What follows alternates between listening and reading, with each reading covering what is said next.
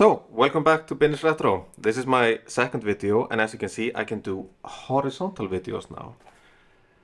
And the game I'm going to be covering today is Wizball. And as you can see, I love Wizball. I've always liked the look of it. I think it just looks really cool. And I've got the game, I've got the t-shirt, but I have never played this game. And that's what we're going to fix today.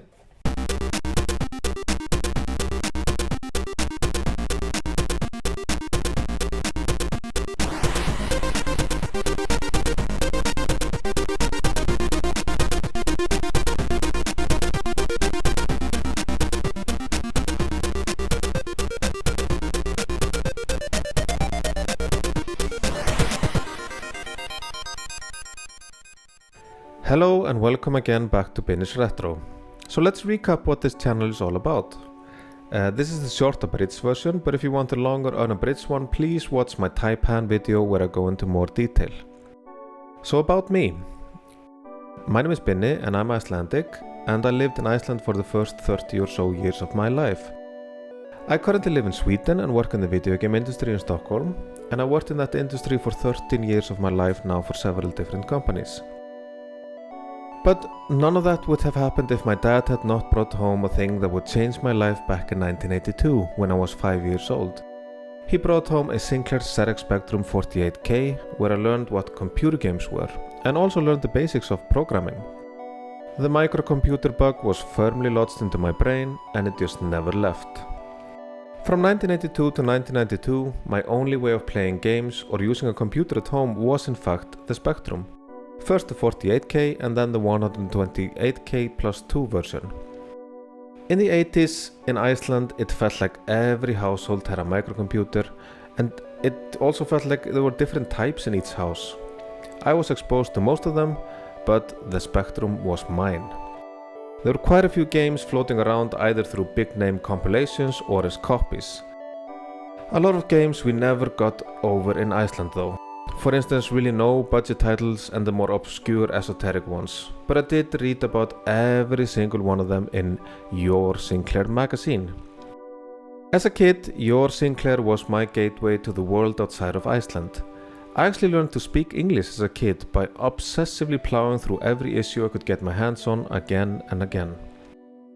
In every issue I would see these ads for games I would never really end up playing. I also read reviews for those games. So, as a result, I have these vivid memories of great Spectrum games, their ratings, their cover art and their screenshots. But I never played most of them. And that is why I decided to make this YouTube channel, where I'm going to go on a journey of playing and discovering what these games are actually like. After I got a PC and a Mega Drive back in 1992, I never looked back at the Spectrum. But this is what I do, and I hope you'll enjoy tagging along. So this is how these videos will work. I'll start by gathering some basic info about the game and then blind reacting to it. Second step, I will be gathering more detailed info about the gameplay or perhaps invite someone to help me out how to play the game proper. And in the end, I'll be summarizing for each game whether I like the game today or whether I think that 8 and 9-year-old Binni would have loved it back in the day. So, Wizball. When I started compiling my list of games I wanted to do on this channel, the first one on the list was Wizball. This is a game that was all over Your Sinclair and all the magazines, and it seemed to be the headliner in all the best compilations I never got. For instance, in the famous Magnificent 7 compilation from Ocean, which was plastered all over all magazines. As a 9-year-old, this game just felt like a really big deal. So, about myself. I would say when I was younger I was a rather sensitive kid. I didn't like horror movies, I was dead scared of Freddy Krueger and Poltergeist, but what I did like was Evox, Willow and The Hobbit. There was nothing cooler to me in the world than wizards. Pointy hats, long beards, magic. Just saying the word Gandalf gives my brain a nostalgia explosion. The Wizball cover promised some extreme wizardry. What a fantastic cover. I also from an early age liked games that were different. This really follows me through all my likes, whether it's music, movies, books or whatever. I tend to seek out the more esoteric, strange stuff, and Wizball looked like nothing else. Screenshots showed that this game was surely different, but in what way I had no idea, and I really don't have any idea today as well. So I have actually never played this game, and I don't really know what it feels like. I know what it looks like, but I'm super excited to do so. Wizball was made by the programmers behind the legendary Sensible software in the UK and was released by Ocean back in 1987. So, let's look at the reviews. So let's look at the Crash review. Wizball got a Crash Smash in Crash. And one of the reviewers, Ben, said, Wizball is one of the most playable games I've ever seen, despite some trivial bugs. The controls are perfect, though they're incredibly difficult to get grips with. The smooth moving graphics are strikingly original and the color class doesn't affect them too much. This is one hell of a game, so go get it. And in the end, from Crash, Wizball got a presentation 87%, graphics 88%, playability 93%, addictive qualities 92% and an overall score of 92%. The Sinclair user review was just glowing. And in the end they said, Wizball is virtually flawless. Its addictive qualities, combined with super smooth graphics and a highly original gameplay, make it one of the very best games to appear this year. A classic and a 10 out of 10. My guys over at Your Sinclair were, however, a little bit more muted with their reception. And what they said was, Wizball is an odd game, which can be extremely addictive if you're willing to carry on, regardless of all the unfair early deaths. But if you're not quite so obsessive, you may just whiz off for something else. So Your Sinclair ended up giving the game an 8 out of 10, with 9 in graphics, 9 in playability, 7 in value for money, and 8 in addictiveness. So, what is this strange game even about? Let's see. I think there might be some hints in this inlay. Let's take a look. For many years, Wiz and his fantastic cat lived happily in brightly coloured Wizworld. All was not well, however, as a malevolent force had discovered the vista and intended to stamp out brilliance once and for all. The evil Zark and his horrible sprites have moved in to eliminate the spectrum and render all landscapes drab and grey. So jump in your transporter and with the help of your faithful servant Catalite, restore Wizworld to its former glory. Collect icons for special effects as you maneuver to shake off the alien forces. Stunning graphics create the mood for a thrilling and compulsive game with hordes of hidden features and extra controls. So, starting Wizball up for the first time. This is going to be interesting. I am very much looking forward to this. So let's see what happens. Starts with some nice music. Okay, let's see where this music goes a little bit before we go further. Pretty cool.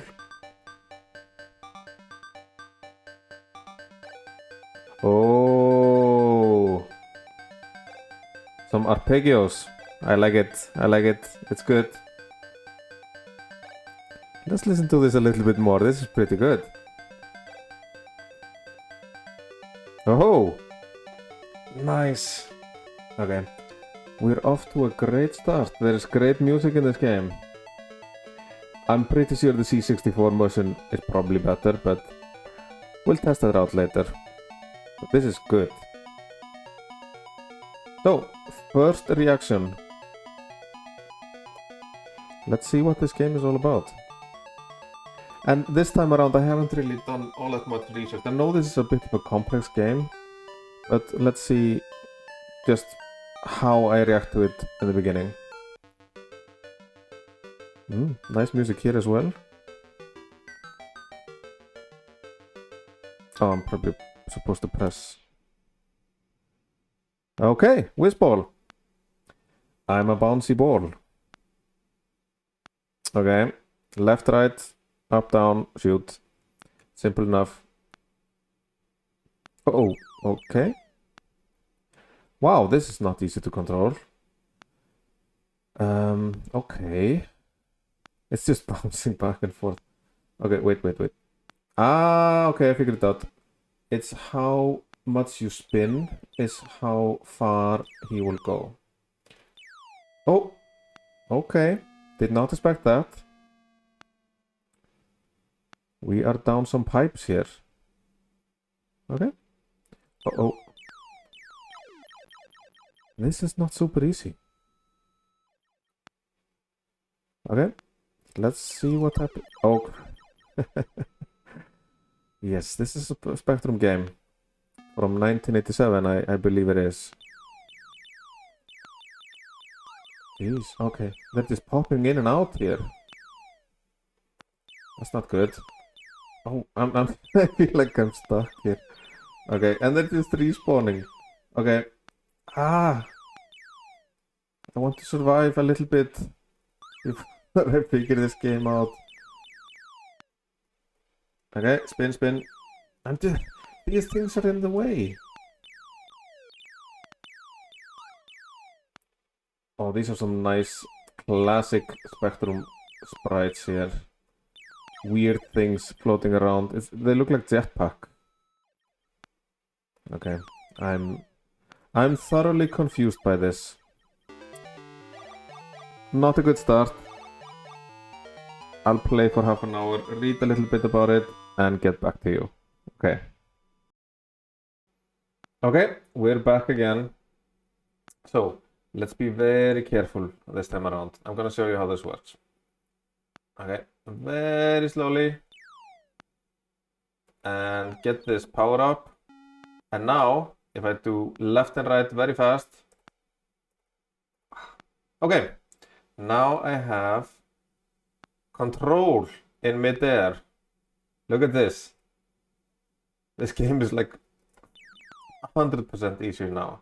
But wait, there's more. Now I can... Uh-oh. I can move up and down, left and right. So I've powered up my Wizball. See, this is a completely different game now. Okay, more power-ups. Okay, I could get a shield, which is the second power-up. You see, it's highlighted there. But what we actually want to get... Where's more power-ups? We need to find more power-ups. There's one. And now we have cat. And what cat does, I think what cat does, it also shoots. And it also gathers together the ink that I'm going to be needing. So now let's get the second power up, which is the shield. See, now I have a shield as well. Now the game can actually start. And now the last power up, and what happened here, a bunch of things started spawning when I had powered up my ball. So when you start the game of Wizball, you kind of have to go through this process of leveling up your ball. Okay. I'm actually not sure what this one does. Okay, I'm supposed to gather together all these red things. I think cat is gonna help me out doing that. Oh.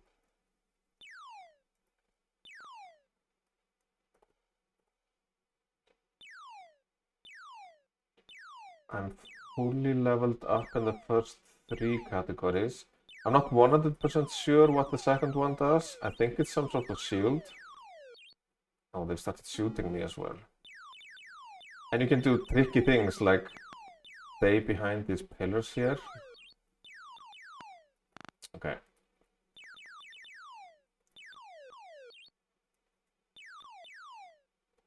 I like, jeez, okay. So what I enjoy about, oh, wow, shit. Oh, just when I said there's something I enjoy about this game, I die and I have to start over. So I'm gonna come back. Hello, we're back again. And I have a very upgraded Wizball, as you can see. and it does some fancy stuff. See, it shoots all over the place, which is funny because it doesn't feel like it hits anything ever. It's really hard to hit anything with this, but at least it's shot all over the place. Also, I figured out how cat works. So basically what cat is supposed to be doing is picking up all the colors. And as you can see, I have a lot of green coloring in there, in my pots. So if I hold in the key, I can start moving cat around like this, which is also really hard to do properly. Okay, let's see what happens here. Oh yeah, one thing I forgot. I have here, if you can see the green yin-yang symbol down there. I'm very curious what happens. This is clearly the biggest power-up, and I have no idea what it does. So let's check out what happens. So left, right. Oh! What happened? My Wizball was green and it's now yellow. Huh. Okay. I need to get back to you. I need to research this a little bit. So, I've gone and read a little bit about these power-ups, and it was way less exciting than it looked. So, the yin-yang is basically an invincibility or a shield or something like that. The bomb, which I currently have selected, is a smart bomb that kills everyone on screen. Not super exciting either. And the fourth one there, or the fifth one, is switching these kind of shieldy things between the cat and the ball. So I am pretty much fully upgraded. But let's see. I see some green guys here. I want to see what happens when one of the pot fills up. So, oh. So here we are with a wizard's lair, and we need to pick a permanent weapon here. And I'm gonna pick cat. So if I die, now cat will be will follow me. This is a very tough game. I wish the upgrades would just stick around, but this is how it's designed basically. The main thing is to upgrade so that when you start dying, you don't lose stuff. And now I need to figure out how or what I need to do to actually win this game. And that's gonna be my last update after this.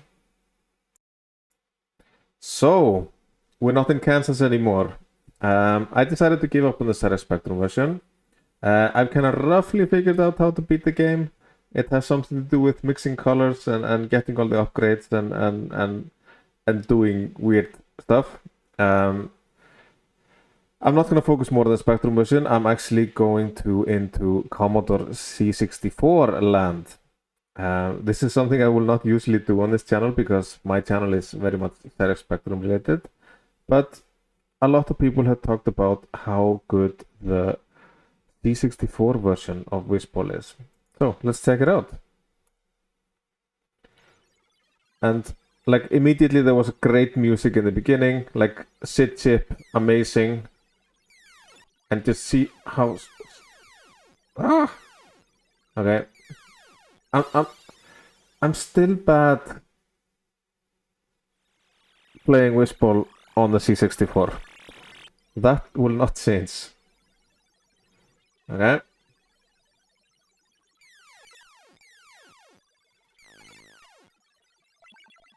Okay, I got the first upgrade. Okay. Let's see what happens now. And we're gonna get cat hopefully soon as well. No, I got a shield. Ugh. And immediately, what I find interesting here is that the upgrades are all like immediately available. It's much easier to upgrade your ball in the C64 version. Okay, let's check out. It's a little slower as well. Let's check out what happens when we start to populate the area, which is what happens after you kind of shoot all these things.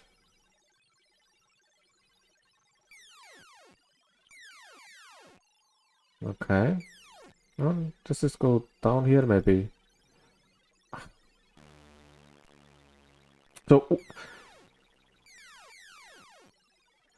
much nicer graphics and animation. So what I noticed with the Stereo Spectrum version is there was a lot of things just popping in and out, just disappearing after a while. Oh, I'm really bad at this, I'm sorry. It was janky, it was buggy. It looked kind of nice if you've never seen the C64 version, but this is a whole nother level. And whoa, these things are a lot harder as well.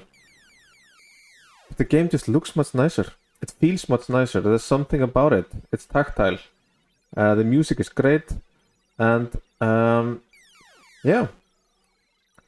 This is me checking out the C64 version. And what I hear is also there's bonus stages and where you can get extra lives, and they're kind of psychedelic. I saw that on a YouTube video. I don't think I'm gonna reach that. This is just me checking it out a little bit. So I think it's time for my verdict on Wizball. So we're at the end of this video, and I'm ready to deliver my verdict on this game. Will I like it today? Would 8 to 9-year-old Binni love this game? And will I ever play it again? This game, it has these fantastic design principles. It kind of has a presence, really. Even like the wonderful spelling error on the cassette here. It's a completely unique game. And will it live up to the hype that I've built up since I was 8 or 9 years old? Let's see. So, does 45-year-old Binni like this game? And that is a yes. I think it's a really unique experience, wonderfully designed, completely different from anything at the time. It's a unique experience. I today love shoot 'em ups. I love SMUPs, as they are called, and this game feels like kind of an offshoot of that genre. It feels a little bit in that vein, but has this unique quality surrounding it. It has so much charm, really, and not just in the graphics, just in the design as well. It's a completely unique experience. I like playing it, even though it was tough as nails. But what about 8 to 9-year-old Binni? What would he think about this game? And I think 8 to 9-year-old Binni would have loved this game. So let's put this in the perspective of 1987. What was mostly coming out for the Spectrum in 1987 were arcade conversions or budget titles. And the Spectrum had kind of grown up from all kind of the weird games that were being made in the early days, when people were still figuring out what were video games. Basically, all the bedroom coders had mostly gone into these studios where they churned out arcade conversions. Wizball feels like it's somewhere there in between. It's like I said before, it's very unique. It's very different, and back in '87, if I had gotten this game, I'm pretty sure I would have persevered with it. I would have, even though it's hard, it's not as hard as a lot of games were at the time. It does feel manageable. So, will I ever play it again? Yes, I am pretty sure I will. Especially if it comes out on the Evercade, which has started to release C64 games on it. And I'm sorry to say to all other Spectrum fans who might be watching this video, the C64 version is better. I would not say this for most games actually. I love the color class and kind of the uniqueness of the Spectrum graphics. I feel that a lot of effort was made into releasing so much stuff for the Spectrum, especially in the UK market, stuff that I love. The arcade conversions, many of them were really, really good. And more often than not, better on the Spectrum than the C64. But here, there's a clear winner. The C64 version is better. The Spectrum version is buggier. There's things dropping in and out of the frame, which you don't see that in the C64 version. The music is amazing. And yeah, this is just one of those very, very few games I would rather play on the C64. I can name one other, which is Monty on the Run, and that's basically only because of the music. So yeah, I hope to play the C64 version in the future. And that sums up my video. I'd like to thank Roasted Spectrum for reading from the inlay for me. And I'd also like to thank Mark R. Jones for making a YouTube video on how to actually play this game. And Mark R. Jones was the artist on the Sega Spectrum game, and I'd recommend checking that video out. It's really good. And hope to see you again in future videos on this channel. Thanks.